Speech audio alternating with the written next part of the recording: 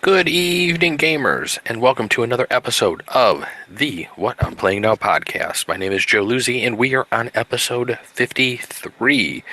You can send me some emails. Let me know what you're playing now. Send the emails to whatimplayingnow@gmail.com. You can follow me on Twitter at whatimplayingnow. Also, we have a Facebook page, What I'm Playing Now, if you just do a search for that on Facebook.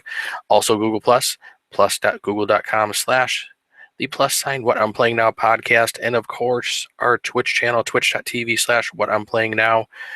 We are back to our normal Monday schedule. I was actually thinking about changing it to Wednesday, since that is when I have been recording the past couple of podcasts, and that's also when I've been doing my Way Back Wednesday stream of Diablo 2, but trying to do the podcast and Diablo 2 all in one night, I think is just a little bit too much. I have to start a little earlier than I kind of really can from the time I get home from work. So I think we're going to stick with the podcast just on Monday evening, since that's pretty much the only thing I'm doing on a Monday besides hopefully getting a little Dragon Age Inquisition in after this, as I want to break in that new NVIDIA GTX 970 that I threw in my computer last week, which is an outstanding video card, which I will talk a little bit about later when I get to some of the video game sections. But let's jump into what I'm playing now. And we're going to start doing the podcast in I think a shorter fashion. I think I'm going to drop a couple of the different sections and pretty much just discuss a lot of the games, or pretty much the games I played for the week. And the first big board game I played for the week was a pretty hefty one, I have to say, and that's called The Castles of Burgundy. This game is actually number 11 on the board game, or on the Board Game Geek website, for overall board games, and I have to say this one is pretty good.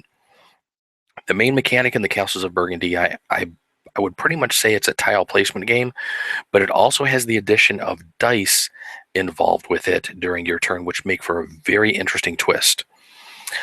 Basically, the concept of the game is each player is trying to build up their kingdom by rolling the dice and then taking tiles from the main board and moving those tiles onto their own kingdom board, or the player board, I guess you could say.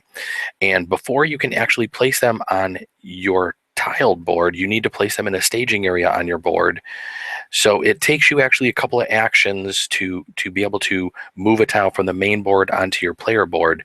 You can't just automatically place it. But the interesting point of this is that the dice are what decide what tiles you can take and where they can be placed.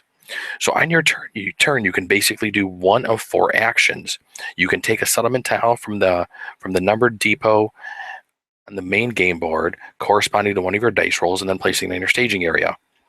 You can also take a tile from your settlement tile from your staging area on your player board, and then place it on your player board with the matching number of a die. So if I wanted to take a tile from the main board and be able to actually put it out onto my player board, I would have to have two dice that would correspond, one for a number on the main board and then one for a number on my board, and that would pretty much be the end of my turn, because you're allowed two actions with the dice that you have, unless if you're picking like a city tile or something that maybe gives you an extra action. But I can get into some of that stuff later. One of the other actions you can do is you can deliver goods on your turn, or you can take worker tiles that you may have accumulated to actually adjust the value of your die, which is very interesting. You can also spend a die to get two worker tiles on your turn as well. So there's a lot that you can do with your turn, and the dice really add a very interesting twist into the whole game by having to really pay attention to what you're wanting to basically purchase off the main board, what you can actually play on your board, and you only have 3 settlement tiles on your board that you can kind of backlog tiles to before they're placed onto your player board. So you really have to juggle quite a few things on your turn. And the game scoring is really crazy, because when all of us first started, I think there were 2 people that we had played with out of the 4 people that had played once before, and 2 of us hadn't. So we sat there and read the rules and figured out the game pretty quick. The 2 people that had played hadn't had only played one time, and they haven't played for quite a while. So they kind of had an idea of what was going on, but they weren't really too sure of the full rule set. So we were able to get that all settled around, and the scoring we found towards the end of the game racked up really high. We gave each player a token at the beginning of the game, which had a 100 on one side and then a 200 on the other side, so you knew where you were at going along the outer board track, which is the scoring area. And we kind of looked like each other, like 200. That seems kind of high, but towards the end of the game, pretty much everybody was over the 200 point mark, and we all needed to have that 200 point mark on the board. So it was pretty crazy. I can kind of see why this game is in the top 20 of board games from Board Game Geek. It was a lot of fun. There's a lot of strategy involved, and like I said, the whole mechanic of mixing up the tiles as well as the dice was really interesting. I don't think I really played a game that had that type of mixture before. And there, like I said, there's just so much you can do on your turn. The way game order is set, you can purchase ships that you can play on your tile, and each time you actually play one of the ships on your tiles on your main player board, your token moves up one on the ship line, and the player tokens kind of go on top of each other. So the first person to play a ship will get to basically go first that next turn, unless if somebody else plays a ship token after them, and their player token would then go on top, and it's the player on top that gets to go first, and you basically go down, the different tokens, and then everybody to the left of that would basically be how the order goes, which is a really crazy concept too. I hadn't seen anything like that, because it took us a couple of times of reading through the rules and figuring out how it actually worked, and the tokens kind of going on top of each other as far as how the order went, which was pretty cool. But there's a lot of different things that you're purchasing in the game. You can purchase mines. You can purchase different type of castles. You can purchase different type of livestock like chickens, cows. And when you're playing these types of tiles, I don't want to say when you're playing all of those tiles, but when you're playing like the livestock tiles, if you can match next to each other 2 or 3 cows, you'll get multiple points for the matching tiles that you have next to each other. So there's just a lot going on. You also get bonus token or bonus points for completing different sections of your player map. So on the player map is all divided into different colored areas, and there's like one castle or one city area that's all the way off to the left, and you have to place the tiles next to each other so all your tiles are touching. And if you can finish off a complete color, you get an additional bonus based on how many colors or how many tiles were in that color set that you had just finished. So like I said, there's a lot going on to the game. I'd really kind of actually after playing it for my first time, I kind of like to sit down maybe with the rules one more time, read through them again since I have a much better feeling of the game now, and then go through the rules one more time to make sure, because I think halfway through the game we figured out there was one little thing we had been doing wrong, and then we corrected it during the next round. And the game basically consists of 5 rounds with 5 turns in each round. So it was a little bit longer of a game. I think it took us a little bit over 2 hours to play, but I think everybody had a good time. I really enjoyed it. This would be another game I would bring to the table to play, and I'm actually kind of looking forward to play it again. Once we were done with the Castles of Burgundy, though, the next game was probably the big game of the night. One guy pulled out the Resistance Avalon, and I had seen this game actually played before on Giant Bomb a few months ago when they had probably about 6 to 8 people playing it, I think it was. And it looked like it was a pretty cool little game. We had 6 players playing, and basically this is probably one of the best bluffing games I've pretty much played to date. So the game begins at the beginning of each round. Each person's dealt a card. Since we had 6 players, there's 4 good cards that were there in the deck and 2 villain cards. Everyone basically, after they're given their card, everyone closes their eyes, and the 2 villains kind of sit there with their thumbs up, and then the 2 villains, the evil characters, get to look at each other to see who they are, because they're going to work together to try to bluff the rest of the group into allowing them go on adventures and explorations, and try to basically make them fail. But the nice twist here is, after everybody closes their eyes and the 2 villains get to see who they are, and we basically were just doing kind of like a thumbs up thing, the villains would close their eyes leave their thumbs up, and one good character, who was named Merlin, gets to see who the two evil people are. And Merlin tries to kind of lead his group into telling who the two evil people are. But the biggest twist is, if the good players win, the villains get one more shot at the end of the game, as there's an assassin card that's dealt out. And that's one of the evil characters, basically.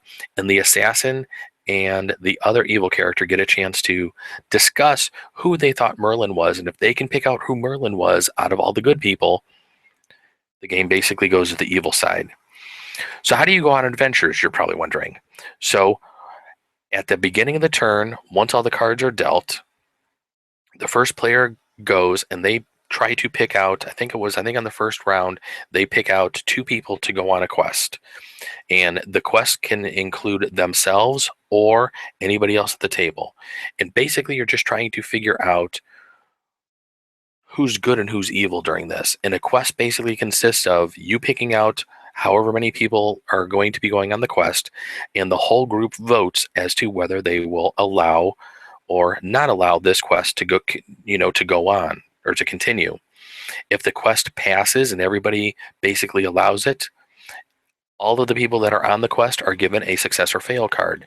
The good players must play a success card, while the evil players can play a success or fail card. So sometimes if you're an evil person and you get picked to go on an early quest, you may want to throw a success card out there and let the good guys get a win for that turn. And it's basically the best of 5 rounds to see if good or evil wins. So throwing out a success card while being evil is something to sometimes do early on, because you don't want to give yourself away too early. And there's just a lot of banter and a lot of arguing and just a lot of conversations that go on during the whole game. Well, everybody tries to figure out who's good and who's evil. I was actually given the assassin card our first game, and evil had lost, but the guy who was the other evil person with me, we sat there and talked for a second, and we pretty much knew immediately who Merlin was. We picked him out and we won. So the second game I think we had played, I think good had won, and I don't think they were able to pick Merlin out, or the evil people were able to pick Merlin out. So good had won that time. And then the second game, or the third game we played, evil won again, and I think I was evil. And it was very easy to tell who Merlin was in the third game, because he was basically stating through the whole game, those two are evil, those two are evil. And I just kind of sat there laughing, like, that is, nobody else was saying anything like that. So once good had won through the rounds, I basically said, you're Merlin, and the game was over. If you ever get a chance to play the Resistance Avalon, definitely give it a shot. I think it's a game that everybody would really enjoy if they kind of enjoy bluffing games, and it's definitely something I wouldn't pass up. I wish I had a game group here that could come to my house on a normal basis and play, but I may pick up this game just to be able to play it down at the game store when those who do have the game aren't there. I think there's a couple of different versions of this. I think there's a game actually called The Resistance, which appears to be like a sci-fi version. Avalon is more of kind of like the medieval setting of the game, I guess you could say. But either of them The Resistance looks pretty cool, but Avalon was definitely a blast. So let's jump on to a couple of video games I played this week. So this weekend, I tried to pretty much just concentrate on my computer and break in this new 970 video card that I threw in my computer last week. And I have to say, I went with the EVGA card. I went with the For the Win card. It's a little bit overclocked than a stock card. And I have to say, I am very impressed with what this card can do. Saturday, pretty much all day, I sat here and I used my 360 controller, and I was playing The Crew, which is actually the free game that I was given, or that I basically chose to get with the video card. I was able to choose from 3 Ubisoft games. I was given a choice of getting The Crew, Far Cry 4, or Assassin's Creed Unity. And I heard Assassin's Creed Unity had a lot of bugs, but I'm really not into the Far Cry series, and I've been really itching for a good driving game. And while I did play The Crew a lot, and I think it's it's an okay racing game, I can't say it'll definitely be my game of the year or make it into my top 5 or anything, but I think it's an okay racer for right now. I did have a few issues with the game. It did crash on me a couple of times. I tried to play PvP a couple of times, and PvP was basically just against other online players, and it was extremely laggy. There were cars flying all over the place. You would be in one position, and the next second there's cars flying in front of you and kind of just hitching all over the place. It was a really bad experience. I'm not too sure if that has to do with anything with my firewall or anything. I was reading on their forums that there's a lot of port forwarding you need to do, and I'm really surprised that port forwarding would really fix a latency issue like that, because to me, port forwarding would either allow or not allow the game to work. So I'm going to have to look into that a little bit and actually see if maybe doing some of the port forwarding might fix some of that stuff. But other than that, just the general driving in the game, it seems like they actually tightened it up a little bit or just made it a little bit better from what I played in beta. I had played in a couple of different betas for the crew, and I thought the driving was okay, but playing literally all day Saturday, I kind of had a good time playing the game. The story isn't the greatest story in the world. It's pretty much just a normal type of video game story. I'm not going to give away any spoilers if anybody's going to be playing the game. But it's a typical storyline that you would see in a video game. So there's nothing groundbreaking or earth shattering there. But I thought the graphics were okay. They may not be the best graphics like some of the other car games that are be coming out here in 2015 that I had talked about on the podcast, like that Project Cars or whatever. But I have to say, I thought the graphics did look pretty good. Once I get into some of the later games where I was playing some of the dirt tracks, and I actually had obtained a dirt car and was able to do some mountain climbing and stuff like that, there's just a nice big variety and crazy lots of things to do in the game. And I never felt like I was kind of bored. The other nice thing is once you kind of have an area kind of where you've gone through it and have looked around and have uncovered the fog of war that's kind of covering up the majority of the map, I guess you could say, you could pretty much fast travel to any of the different scenarios and little quick adventures and races that are right there in front of you. So you don't have to spend time driving around. And I found myself just going the fast travel to something, doing it, fast traveling to something else. And I mean, before I knew it, I think I was like level 20 by the end of the night, which I couldn't believe. It. Some people are saying it has an MMO component to it. It is online. There is a persistent world. It sounds like there's a ton of other people playing online. The one thing that kind of bugged me though is I did join up with somebody and started a crew, which is basically kind of like the whole gist of the game. And the one thing that kind of disappointed me when playing in a crew, the guy who started the crew and had started the quest or the scenario we were trying to beat, if we got halfway through it and he wasn't doing very good, or if he kind of fell behind, he had the ability to just instantly restart it. And I sat there and let him restart it 2 or 3 times, and then finally I was like, I'm not going through this again because you can't drive. And I was almost completing the mission for him, and I think he wanted to be able to finish it, and he just kept restarting it. And finally, after about the fourth restart, I just dropped out of the crew, and I was like, okay, I don't know if I'm going to be joining another crew here anytime soon. I'm going to have to play the game a little bit more before I really give it a final review. Like I said, I pretty much played it all day Saturday. I think it's an okay racer. It's, like I said, it's definitely nothing groundbreaking. It's definitely more of an arcade racer. So if you're looking for anything maybe along the lines of like a Forza or a Gran Turismo, this game is definitely not it.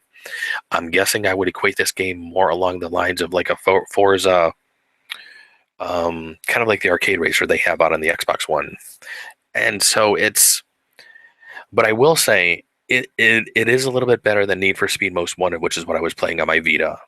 So although that game is a couple years old, but that's going to be about it for the crew. I'm going to continue playing it. I will try to write up a review once I get a few more hours into the game and get a feel for it and get maybe into some of the later game stuff, and we'll see how that goes. The next game I played pretty much all day on Sunday then was Dragon Age Inquisition. Now, this was one of the main reasons why I had upgraded to my 970 video card. I had a 560 Ti video card before. It only had a gig of RAM on it. And I really liked playing with eye candy and the graphics turned up. I definitely couldn't play Dragon Age Inquisition at Ultra, so I lowered everything down to the high setting, and I still noticed a lot of hitching and stuttering every 5 to 10 seconds. And I kind of figured it had to do basically with the frame buffering and me only having a gig of memory on the video card. So I figured the 560 had lived its life. It was time to do an upgrade, and I was like, what better time than the 970s and 980s had just come out? Couldn't justify the 550 to $600 cost of the 980 card, so I pulled the trigger on the 970. Like I said, I went with the EVGA for the win card. I'm able to play Dragon Age Inquisition on Ultra, getting spectacular frame rate, getting no stuttering whatsoever. This game is probably one of the best looking games I've ever seen. Probably the only other game I think that might come close to it might be um, Elder Scrolls, Skyrim. And considering how old that is, I really need to update some of the mods I have going on in Skyrim to maybe try to push the graphics up higher and see how good I can get Skyrim actually looking. But I'm not really too sure it's going to be able to touch Dragon Age, because Dragon Age, during the cutscenes and even playing the game, the people, their faces and everything just looks real. The armor, the graphics are just, I can't say enough good things about Dragon Age. I can see why a lot of people are voting for this as Game of the Year.